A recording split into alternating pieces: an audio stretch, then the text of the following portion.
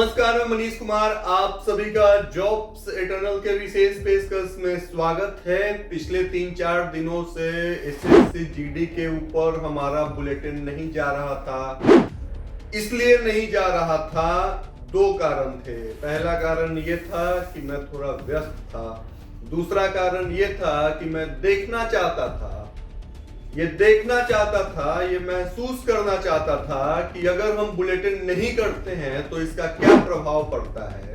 क्योंकि कुछ लोगों ने कहा था कि जॉब इटर्नल की टीम अपने मतलब के लिए विद्यार्थियों का इस्तेमाल कर रही है। तो हमें लगा कि अगर ऐसा है तो 2-3 दिनों के लिए कारवां को थम दिया जाए। इस सिलसिले में काफी सारे कैंडिडेट्स के मैसेजेस आए, काफी सारे विद्यार्थियों ने फोन भी किया और उन्होंने यही कहा कि सर, आपका बुलेटिन न करना इस विषय के ऊपर इस बात को प्रमाणित करता है कि हम काफी हताश और निराश हो जाएंगे अगर आप बीच में हमारा साथ ऐसे आलम में छोड़ देंगे तब। इसके दो कारण थे दोस्तों, अब ध्यान दीजिएगा। सबसे पहला कारण यह था कि जॉब इटर्नल की टीम ने पुरजोर कोशिश की एसएससी जीडी के विद्यार्थियों की आवाज को बुलंद करने की। दूसरा कारण यह था कि ये इसलिए ताकि विद्यार्थी सही है। और इसमें एक बात यह भी था कि एक सच्चे पत्रकार का यह नैतिक कर्तव्य बनता है कि वो सत्ता से हर हाल में सवाल पूछे। अगर सत्ता सही कर रही है, सत्ता के हुक्मरान सही हैं, तो वो तो सही हैं ही और इसका प्रचार प्रसार वो खुद करेंगे। लेकिन एक पत्रकार का नैतिक कर्तव्य होना चाहिए कि वो सवाल पूछे और वो उन कमियों के बारे में रूबरू कराए सत्ता से, जिस पे सत्ता, हुक्मरान, सियासतदान, सरकार काम करके उन कमियों को दूर करने की कोशिश करे ताकि समाज में खुशहाली आए, समाज में परिवर्तन हो। लेकिन लोग एजेंडा चलाते हैं। मेन स्ट्रीम मीडिया में एजेंडा है वो ये कि सरकार को कैसे बचाया जाए और सरकार को कैसे लोगों के सामने साबित किया जाए कि सरकार बेहतर काम कर रही है। तो दूसरा बिंदु जो है एसएससी जीडी के अभ्यर्थियों से रिलेटेड इसलिए है कि जो लोग एजेंडा चला रहे हैं वो लोग भूल गए कि अगर हमें एजेंडा ही चलाना है तो एक ऐसा एजेंडा चलाया जाए जिसमें हमें यह देखा जाए कि हिंदुस्तान के कितने लोग गरीबी रेखा के नीचे हैं, हिंदुस्तान के कितने युवा रोजगार के लिए बदहाल हैं, हिंदुस्तान के कितने ऐसे गवर्नमेंट जॉब्स हैं जहां वैकेंसियां निकल रही हैं और उनकी ज्वाइनिंग नहीं हो रही है। एजेंडा इन तमाम मुद्दों के ऊपर चलाना चाहिए था, काम इन तमाम मुद्दों के ऊपर होना चाहिए था, जिससे क्या होता कि ये एजेंडा कारगर साबित होता हिंदुस्तान के विकास में। लेकिन यहां एजेंडा चलाया गया माननीय गृह मंत्री, माननीय प्रधानमंत्री को बचाने के लिए, उनका प्रचार प्रसार करने के लिए। और जिस गर्मजोशी के साथ मैं आज यहां बैठ करके नाम ले रहा हूं, उसी गर्मजोशी के साथ यह ऐलान करता हूं कि विद्यार्थियों के लिए हर संभव कोशिश यहां से जारी रहेगी, अंतिम दिन तक संघर्ष चलेगा। और जितने विद्यार्थी प्रदर्शन कर रहे हैं उन तमाम विद्यार्थियों के साथ अंतिम दिन तक मनीष खड़ा रहेगा, उनकी आवाज को बुलंद करने के लिए, उनका हौसला बढ़ाने के लिए, उनको समर्थन देने के लिए। चाहे हम गलत ही क्यों ना हो, चाहे लोग हमारा विरोध क्यों ना करें, विरोध की बगावत होगी, लेकिन ये अपना इनकलाब का इकबाल बुलंद रहेगा एसएससी जीडी कैंडिडेट 2018 के अभ्यर्थियों के साथ।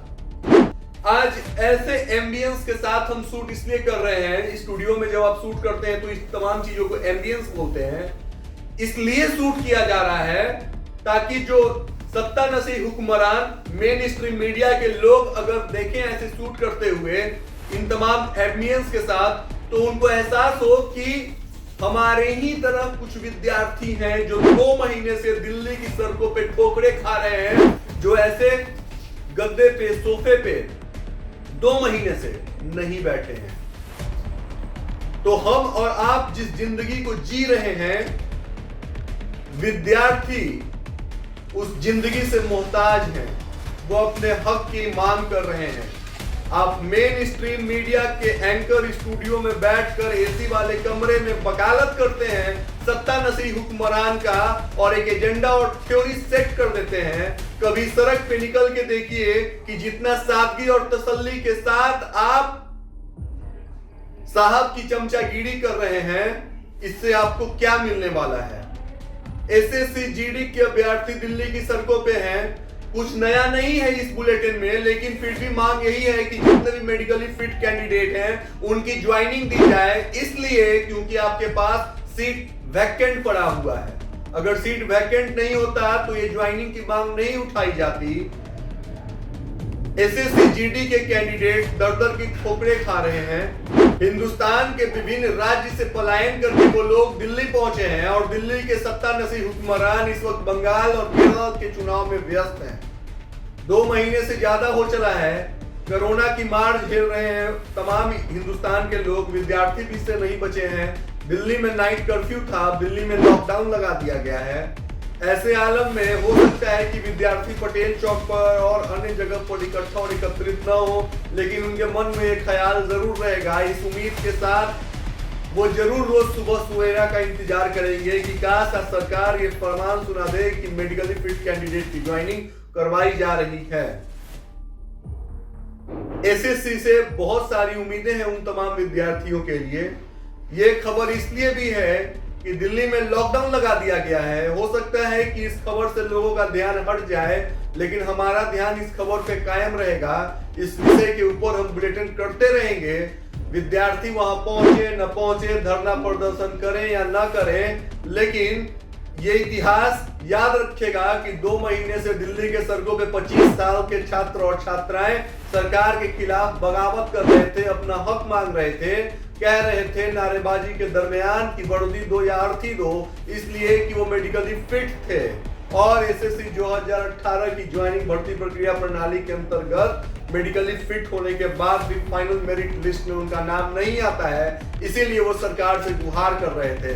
दरअसल सरकार से वो गुहार रोजी रोजगार के लिए कर रहे थे, लेकिन दूसरे तरफ उनका इस तरीके का शांति और सादगी के साथ प्रदर्शन कैबिनेट मिनिस्टर और मंत्रालय के ऊपर चेहरों पे करारा तमाचा था। मेन स्ट्रीम मीडिया खामोश बैठा था। इस लोकेशन में वीडियो शूट करने का मतलब सिर्फ और सिर्फ यही है कि हम और आप ऐसे लोकेशन में जिंदगी को जी रहे हैं। मौका मिले तो एक दिन के लिए आप जाइए और विद्यार्थियों को देखिए कि वो कितनी बदतर जिंदगी जी रहे हैं, जहां उनके पास खाने के लिए ढंग का 2 वक्त की रोटी नहीं है, सोने के लिए उनके पास बिस्तर नहीं है।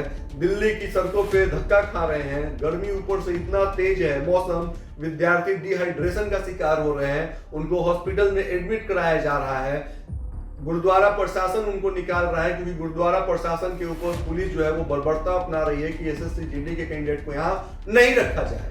कुछ लोग ये कह रहे होंगे कि बोलने से कुछ नहीं होगा। हम मानते हैं कि बोलने से कुछ नहीं होगा, लेकिन गुमान और गुरूर इस बात का है कि हम अभी भी बोल रहे हैं। हम ये कह रहे हैं कि गलत है तो है, आप खामोश बैठे हैं। तो जो लोग खामोश बैठे हैं उनसे अपील है कि आप खामोश मत बैठिए।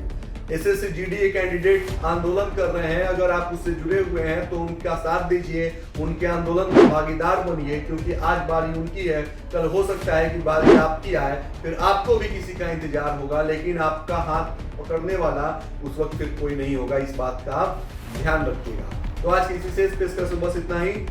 इससे रिलेटेड लेटेस्ट अपडेट जो भी होगा हम जरूर आपके बीच में लेकर आते रहेंगे, लेकिन अब तक के लिए मोटा मोटी फिर से हम ब्रीफ में बता दें आपको कि दिल्ली में लॉकडाउन लग चुका है। ऐसे में विद्यार्थी का जो आंदोलन है वो थोड़ा सा सख्ते में आ चला है, लेकिन इसका मतलब ये नहीं है कि उनका आंदोलन खत्म हो रहा है। नाइट कर्फ्यू पहले से ही लगा हुआ था। विद्यार्थी अनवरन अनशन पे जाने की कोशिश कर रहे थे, मांग कर रहे थे, लेकिन वो अभी तक अनशन पे नहीं गए हैं। और हाँ, कुछ कैंडिडेट्स हैं जो लगे हुए हैं, डटे हुए हैं, जूझ रहे हैं, क्योंकि उनकी उम्र की समय सीमा पार हो चुकी है। इसके बावजूद वो फरियाद कर रहे हैं। सरकार के कानों तक जू तक नहीं रेंगा है, लेकिन हम सरकार को जलील करेंगे, करते रहेंगे, क्योंकि आपका जलील करने वाला काम आपने किया है।